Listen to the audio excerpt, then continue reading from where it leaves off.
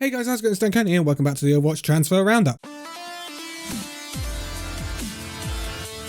So this will be the last transfer roundup before the Overwatch League kicks off for its third season this weekend.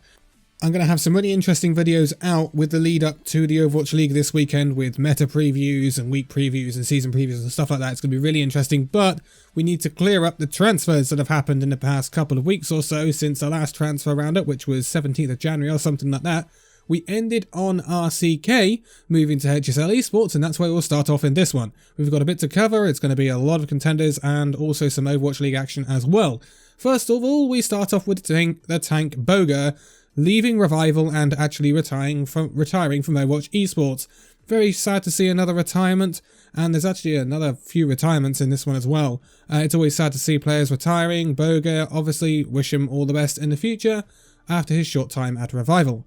Then we have the coaches leaving Far East Society, so this is Kai, Crepe Dance, and Pirate Flag leaving Far East Society in the Pacific.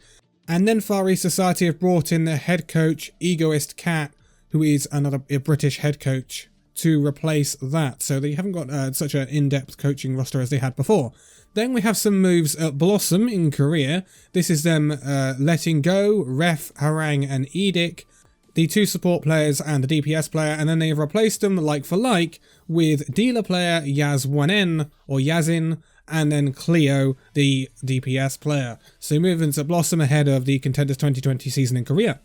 Then we move over to the Overwatch League, and this is yet another retirement, yet at the Shanghai Dragons. This is the off-tank Envy. This is a shame because Envy actually had a pretty darn good run in the Overwatch League. He was actually one of the more decent off-tanks in my opinion, especially when he was at the Los Angeles Gladiators during the inaugural season. I think he was really, really good, and then he went to Metabellum, and then he came back to the Toronto Defiant and then the Shanghai Dragons. It's a shame it hasn't worked out for Envy, and it's a shame to see him retire, but hopefully he'll be back one day.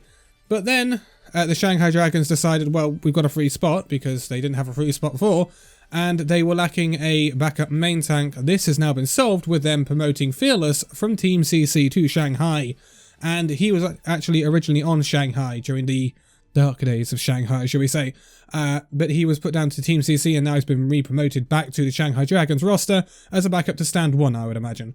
So we move back to the Pacific where we see Far East Society signing up a roster. This is Rupper, the support, Bubbly, the support, Mingy and Mad Knight, the tanks, Snake and Priest, the DPS players. They're all Korean, moving into Far East Society for the Contender season. Then we have a change of coach at the Guangzhou Charge. This is Creed coming in for the Shanghai Dragons. That's a pretty significant pickup for the Guangzhou Charge right there. And then we move over to Contenders Australia, where we take a look at Warriors Esports letting go of two DPS players, Roro and Huss, and then bringing in a tank player, Quartz, the two support players, Merit and Kuya. And then they also bring in, from other teams, Soggy the DPS from Melbourne Mavericks, and August the DPS from Mindfreak. This is movements within the Australian Contenders scene, and significant pickups for the Warriors Esports.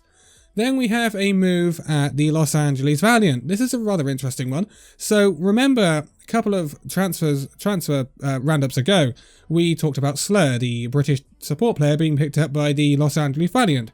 I kind of questioned it. It wasn't a massive profile name. He came in from Samsung Morning Stars. Well, he didn't last long. He's out already. Yeah. I don't know what's happened there, whether they just didn't get on. He didn't get on with the team, he didn't get on with the training regime, I don't know. But yeah, that's a bit odd. Now we move over to Contenders China, where we take a look at Lucky Future. And they have made a change in their management team, where Samo has moved from assistant coach team leader to training manager.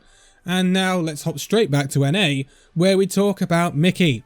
It's finally time to talk about Mickey. I have been rumouring for a while, and a lot of people have been rumouring for a while, that there is going to be a move for Mickey, because Mickey clearly, I don't want to be harsh, but he's clearly lost his place at Dallas Fuel.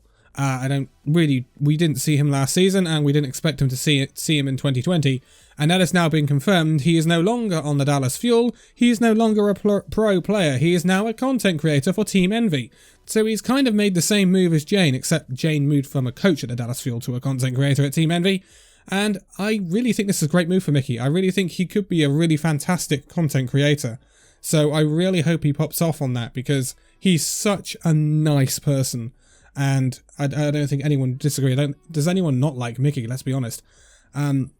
He's a fantastic guy, and I really hope he does well in his content creation days at Team Envy. But moving on, and now we go to White Whale Incheon Esports in Korean Open Division, which is actually really cool to be doing some Open Division coverage. So they have signed 2 coaches, Ji Gameng and Romix, and then they have signed a roster. So Daybreak, Lucia on the support, Utah on the tank, and then 3 DPS players, Crazy, Khan and Spring, all obviously Korean, considering it's Korean Open Division. And then we move to Colonial Esports. Now, I don't have the full information on this team. I believe it's an American team. It's probably an Open Division. And they have signed an all-American roster. So it's 2 supports, Mammoth Gamer and Ellipsis, 2 DPS players, Kaifu and Nimbus, and then 2 tank players, Louis and Chevin.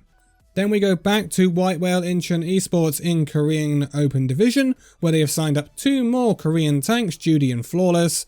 And now let's take a look at our last look at the Overwatch League before the kickoff of the season in this transfer roundup. So it is 2 moves at the Atlanta Reign. I think it was dearly needed. They needed more depth in their support line, and that they have got. They have now got Kodak and Fire. So Kodak was originally on the Atlanta Reign, then dropped down to the ATL Academy, and now it's back at the Atlanta Reign again. Fire is yet another pickup from Team Envy for this Atlanta squad. Remember, they picked up Sharp earlier in the transfer window. So this is another real good pickup and real good depth for the Atlanta Reign. It definitely improves them, and I think we will be seeing them nearer the top of the league next season. So the next team we're going to look at is a Chinese team called Phantom Wizard. They have managed to sign the Chinese DPS player Black Lily. We are getting towards the end of this roundup now, as we take a look at some retirements at Simplicity in North America. This is the coach Simset, the manager Shino. Also 2 people are now unassigned at Simplicity as well. So this is the analyst Miyata and the coach G Jojo.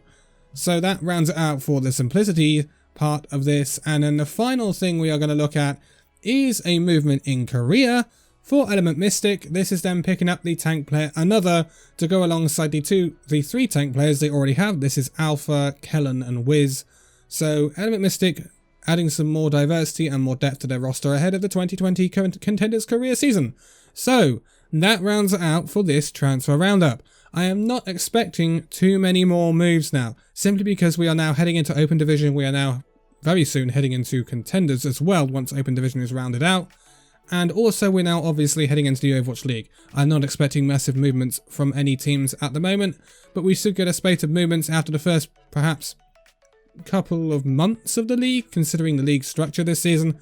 And then things will start hotting up in transfers anyway, because teams will want to move if they are not doing as well in the league and in Contenders as well. So that is it for this roundup, for the transfer roundup. Next up, we will be looking at the Overwatch League again, no doubt, because it'll either be the season preview or the meta roundup, and it's going to be cool. We got some real cool content coming in the next couple of weeks with the Overwatch League starting up again, and obviously Contenders and Open Division as well. But for now, thank you guys so much for watching this video. If you liked it, give it a like, subscribe if you're new, and I will see you in the next video. See you then.